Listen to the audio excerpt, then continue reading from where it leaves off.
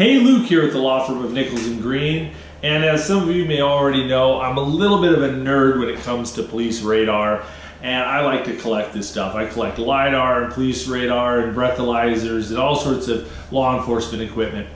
And a lot of people ask me whether or not radar detectors actually work. So the short answer to that question is yes, they work, but not very well. So let me explain. Now, radar detectors have been around for a long time. So this right here is one of the old models of fuzzbusters back from the 70s, I believe. I think it's from 1975. And back then, police radar worked on what was called an X-band radar.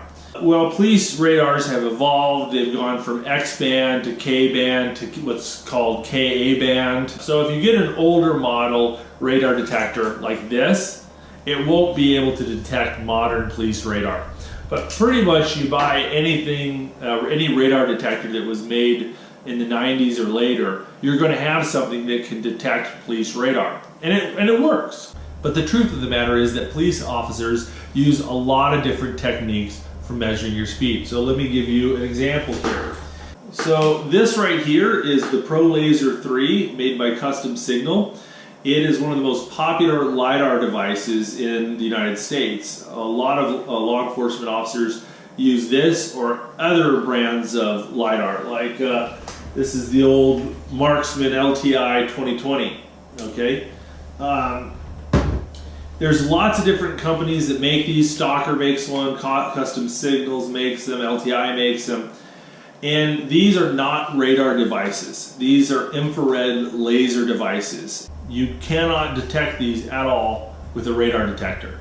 And so right now here in Northern Virginia where I'm at, probably 30% of the speeding tickets are written with these. Okay, so 30% of the time, they're not even going to be able, your radar device isn't going to be able to warn you at all. Another way that officers measure your speed is with what's called pacing. It's where the officer simply drives behind or in front of your car, matches your speed, and then the officer looks down at his own speedometer and says, well, I'm going the same speed as that car and I'm going 65 miles per hour, therefore that car is going 65 miles per hour. And you can pace a car while you're in front of that car, you can pace it from behind, you can pace it from different lanes, and there's all sorts of different pacing techniques. There's even equipment called VASCAR, which helps officers do long distance pacing, where you can pace somebody from quite a distance. So radar detectors work good at detecting police radar, but the problem is that here in Northern Virginia, maybe only 50% of the tickets are actually written using police radar. So if you're going around speeding and using a radar detector to warn you of police officers, you're still going to get caught quite a bit. It's only going to help you out in a few situations. And in places like Northern Virginia, radar detectors are illegal. Now, some of you might be interested to know that they actually have devices like this VG2, which is a radar detector, which you can actually put in the car and it lets you know if someone is using a radar detector in the area. Another problem with radar detectors is there's a lot of techniques for getting around them. So officers know people have radar detectors, even in states where they're banned, and they'll do some techniques to catch you anyways. This right here is the Custom Signals Golden Eagle 2. It's the most common radar device in use here in Northern Virginia, and like most radar devices, it's equipped with a hold button. So when a car drives by, it measures their speed. However, if the operator simply depresses the hold button, it stops emitting any radar signals and it can no longer be detected by a radar detector. And then what the officer does is he waits until a car that he can tell is speeding enters his radar beam, and then he undoes the hold button and it gets the measures the car. And you can see it's not measuring anything. Then we turn off the hold and instantly it gets a measurement. So what happens is, even if you have a radar detector in your car, the officer waits till you're inside the radar beam. He can tell you're speeding from his visual estimate. He takes off the hold button instantly gets you before you have time to react and slow your car down. And then if he sees you slam on the brakes right when he undoes the hold button, that also tells him that you probably have a radar detector in your car, and he'll go searching for you, and he can write you a ticket for that here in Northern Virginia. There's a lot of different radar detectors out on the market, and there's even devices called radar jammers and laser jammers or LiDAR jammers. Now, these devices work, but there are some problems with them. First off, the device, the jammer you're using, has to be set to jam the exact frequency of signal emitted by this specific device used by the police in that area, okay? Which normally the modern expensive models will do that. The problem though is jammers are illegal in the US.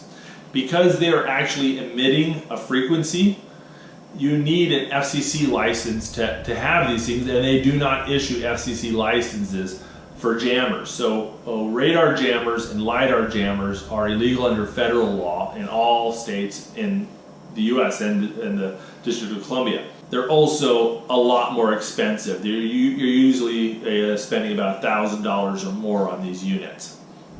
Additionally, radar jammers don't work on LiDAR, and LiDAR jammers don't work on radar.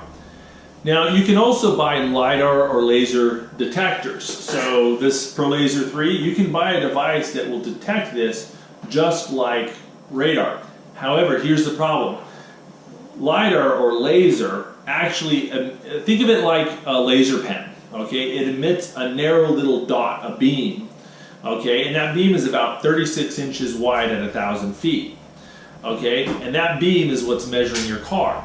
You need to put sensors all over your car, and if the LiDAR beam doesn't hit one of those sensors, you can be measured without you knowing about it. So if you're going to get a LiDAR detector, one, you need to install these sensors all over your car. You can't just take a device and plug it in to your cigarette lighter and have it work effectively. The other problem is once you put these sensors all over your car, you can tell that they're there. An officer can see it from outside the car. So if you're in a place like Virginia where they're illegal, the officer walking up to your car can see the little LiDAR sensor in the grill, and he can see them in the windshield, and you're going to get caught. Additionally, the biggest problem with LiDAR detectors is this device only takes 0.3 seconds to acquire a target speed. So you'll have less than 1/3 of a second of notice when you're being measured. And so by the time your LiDAR detector detects the LiDAR beam and gives you a warning, it's too late. You've already been caught. Okay, and you can slam on the brakes, but all that does is make it more obvious who's speeding.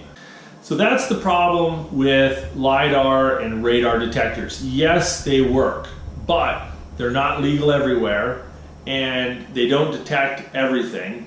And frankly, honestly, lots of time, it doesn't give you enough warning to be able to slow down in time to avoid being caught. So that's my take on radar and LiDAR detectors. They work, but not very well. Anyway, if you like this video, check out some of our other great videos. The Nichols & Green law firm, we put out lots of video about traffic law, traffic defenses, and other legal issues. And if you have a pending criminal or traffic matter in Northern Virginia and you'd like to consult with a traffic attorney, feel free to call us at the number below. We do free consultations for people with cases in Northern Virginia.